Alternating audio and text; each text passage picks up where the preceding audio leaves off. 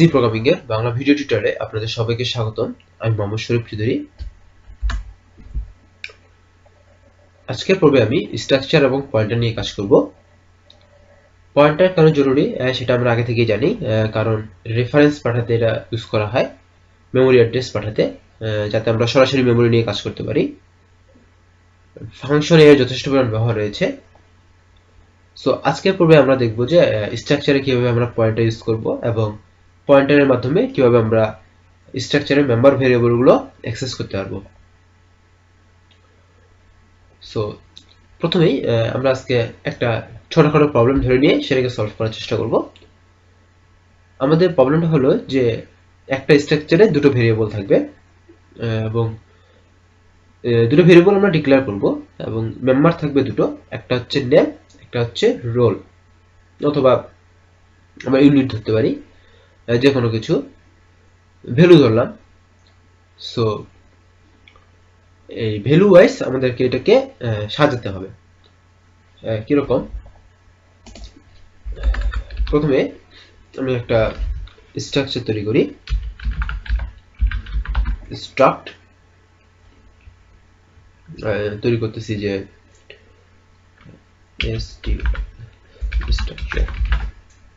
Structure তৈরি করলাম একটা, আমরা বড় হাতে দিচ্ছি এটা। সো তৈরি করার পর আমি এখানে যেটা করব সেটা হলো যে এখানে একটা নেম ডিক্লেয়ার করব, ক্যারেক্টার টাইপের array name.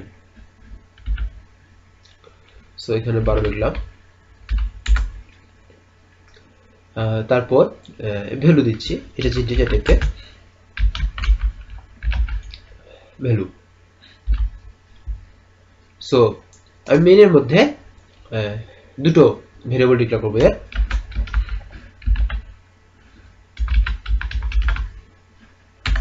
Structure value 1 value 2। So এরপর আমি ভ্যালু 1 এর প্রথমে নাম, তারপর ভ্যালু, আর ভ্যালু 2 এর তারপর নাম, তারপর ভ্যালু আমি ইনপুট দেব। সো প্রথমে printf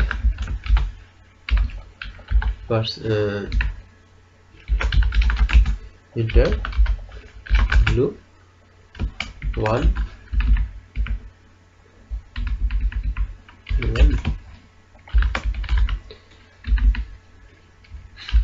name and ভ্যালু, এটা value 2 name and value. So এখানে আমি স্ক্যান করব, প্রথমটা হবে %s, তারপর হবে %d, কমা %value1 ডট নেম, তারপর হবে, সরি প্রথমটা এম্পারসেন্ট হবে না, তারপর হবে value1 ডট ভ্যালু।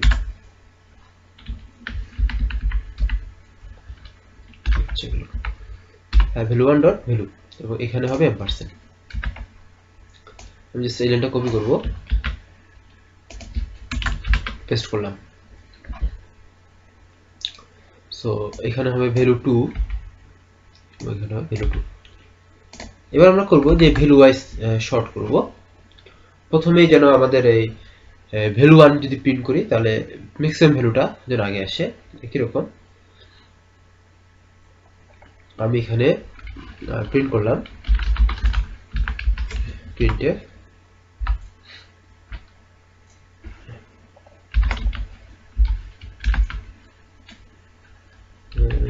value1 আমি এটা ব্র্যাকেটের ভিতর দেব, যে %d ভ্যালুটা ব্র্যাকেটের ভিতর দেখাবে এবং তারপরে %s দিয়ে সেটা নাম দেখাবে। তাহলে এখানে আমি লিখব value1 ডট ভ্যালু,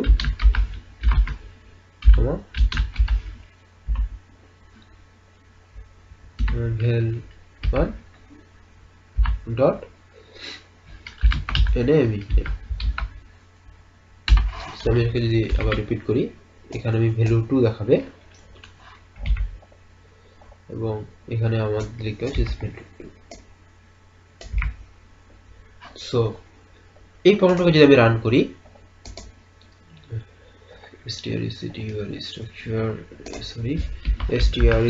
struct হবে এখানে। সো এখানে দেখাচ্ছে inter value 1 name and values. So আমি ভ্যালু 1 এর নেম দিলাম প্রথমটা a b c দিলাম এবং ভ্যালু দিলাম 12। তারপরে আবার ভ্যালু 2 এর জন্য নেম এন্ড ভ্যালু দিতে বলতেছে, আমি এটা দিলাম d e f এবং ভ্যালু দিলাম 13। সো প্রথমে 12 তারপর 13 শো করতেছে, এই অর্ডারে শো করবে, কিন্তু আমরা এই অর্ডারে শো করব না। আমরা শো করব যে প্রথমে থাকবে বড়, তারপর থাকবে ছোট। এই কাজটা করতে গেলে আমাদেরকে জাস্ট একটা জিনিসই চেক করতে হবে, সেটা হলো যদি আমাদের পরেরটা if value 2 ডট ভ্যালু এটা যদি ছোট হয়ে যায়, সরি এটা যদি বড় হয়ে যায় ভ্যালু 1 ডট ভ্যালু থেকে, ভ্যালু 1 ডট ভ্যালু থেকে, তাহলে আমরা যদি এটাকে সলভ করে নিতে পারি। সলভ ফাংশনটা ইউজ করব, আমি সলভ করে নিব দুটো স্ট্রাকচারের মধ্যে। তাহলে ভ্যালু 1 কমা এই সব ফাংশন আমি তৈরি করব। সব ফাংশনের কাজ কি, যে ইন্টারচেঞ্জ করা। ইন্টারচেঞ্জ কিভাবে করতে হয় সেটা আমি এর আগেও করেছিলাম, যে যখন আমি শর্ট করছিলাম বাবার সাথে আমি ইন্টারচেঞ্জিং ব্যাপারটা দেখিয়েছিলাম। সো আমি এই সব ফাংশনটা আমি এখানে তৈরি করব। জাস্ট সব ফাংশন আমি এখানে জাস্ট তৈরি করব। ভয়েড, যেহেতু এটা আমাদের রিটার্ন কোনো দরকার হচ্ছে না, সোয়াপ তৈরি করলাম এবং এখানে আমরা কি করব,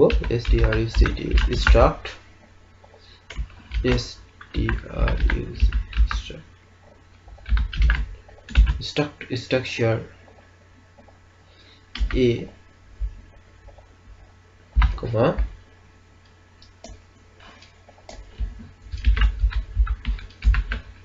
b ধরে নিলাম। নেওয়ার পরে আমাদেরকে এখানে একটা টেম্প করে দিতে হবে। সো আমরা এখানে যেটা করব, যে টেম্প ডট নেম এর মধ্যে আমরা a ডট নেম অ্যাসাইন করব। সো এটার জন্য আমাদেরকে স্ট্রিং ফাংশন ইউজ করতে হবে, ইনক্লুড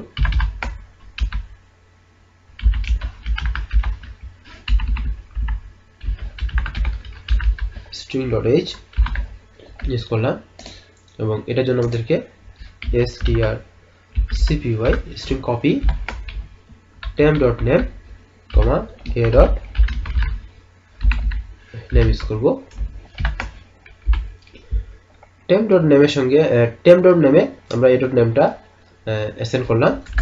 তারপর হচ্ছে temp.value এর মধ্যে আমি অ্যাসাইন করব a.value। কাজ শেষ। সো এবার এটা আমি দুটো কপি করলাম। প্রথমে টেম্পের মধ্যে এর মান, তারপরে আমাদেরকে নিতে হবে a এর মধ্যে b এর মান নিতে হবে।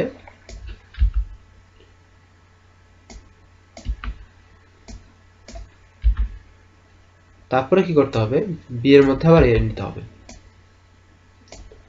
b এর মধ্যে নিতে হবে টেম্প, b এর মধ্যে নিতে হবে টেম্প। তাহলে আমাদের ইন্টারচেঞ্জটা হয়ে যাবে। কিন্তু আসলে কিন্তু এখানে আমরা যে কাজটা চাচ্ছি সেই কাজটা কিন্তু করতে পারবো না। কেন হবে না সেটা আপনারা একটু চিন্তা করলে বুঝতে পারবেন। আপনাদেরকে রান করে দেখাই যে হবে না। রান করলাম, প্রথমে নেম চাচ্ছে, নেম দিলাম আমি asd দিলাম, তারপর ভ্যালু দিতে হবে 23 দিলাম, তারপর নেম দিলাম SDF, পরেরটা ভ্যালু আমি যদি বড় দেই তাহলে দেখবেন যে এই অর্ডারেই প্রিন্ট করেছে। এর কারণটা হচ্ছে যে আমরা এখানে যে ভেরিয়েবলগুলো পাঠিয়েছি সেগুলো এখানকার হচ্ছে লোকাল। লোকাল ভেরিয়েবলের চেঞ্জের জন্য গ্লোবাল ভেরিয়েবলে কোনো চেঞ্জ হবে না। গ্লোবাল ভেরিয়েবল বলতে এই মেইন ফাংশনের এই দুটোর কোনো চেঞ্জ হবে না। এই দুটো যদি আমাদেরকে চেঞ্জ করতেই হয় তাহলে আমাদেরকে এখানে পয়েন্ট হিসেবে পাঠাতে হবে, অথবা এই দুটোকে আমাদেরকে গ্লোবালি ডিক্লেয়ার করতে হতো। যেহেতু আমরা গ্লোবালি ডিক্লেয়ার করবো না এবং পয়েন্ট হিসেবে আজকে আমরা আলোচনা করব, সেক্ষেত্রে আমরা এখানে দেখাবো যে কিভাবে এখানে পয়েন্টার পাঠাবো। পয়েন্টার পাঠানোর সিস্টেমটা খুব সহজ। এখানে জাস্ট আমাদেরকে একটা পয়েন্টার নিয়ে নিতে হবে। পয়েন্টার নিয়ে নিলেই বলতে পারেন যে মোটামুটি ভাবে পয়েন্টার নিয়ে নেওয়া শেষ। এবং এখান থেকে আমাদেরকে যেটা করতে হবে সেটা হচ্ছে অ্যাড্রেস পাঠাতে হবে। এটা আমরা পয়েন্টার টপিক্সে যখন আলোচনা করেছিলাম তখন বলেছিলাম যে এখান থেকে অ্যাড্রেস পাঠাতে হবে এবং এখানে আসে আমাদেরকে সেই অ্যাড্রেসটা ক্যাশ করার জন্য একটা পয়েন্টার এখানে ডিক্লেয়ার করতে হবে। সবকিছু ঠিক থাকে, বাট পয়েন্টার দিয়ে যদি আমরা স্ট্রাকচারের কোনো মেম্বারকে অ্যাক্সেস করতে চাই সেক্ষেত্রে আমাদেরকে যে কাজটা করতে হয় এই চিহ্নটা দিতে হয়।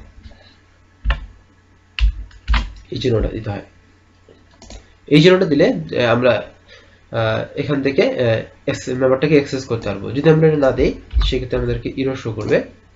ইরর শো করতেছে। আবার আমি যখন এই চিহ্নটা দেবো তখন আমাদেরকে দেখাবে যে পরের লাইনে ইরর, তার মানে এই লাইনে কোনো ইরর নেই। ঠিক তেমনি আমরা জাস্ট এখানে লিখবো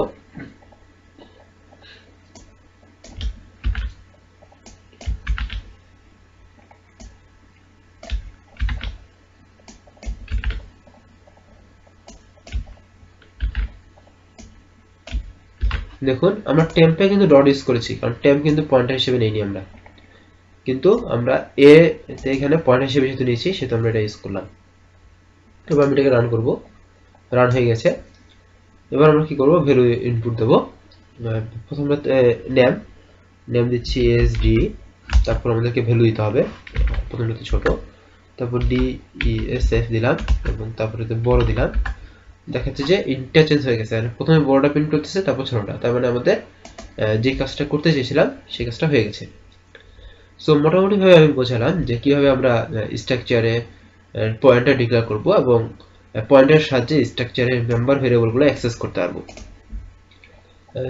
সো ধন্যবাদ সবাইকে আমার সাথে থাকার জন্য। দেখা হবে পরের টিউটোরিয়ালে। ধন্যবাদ সবাইকে।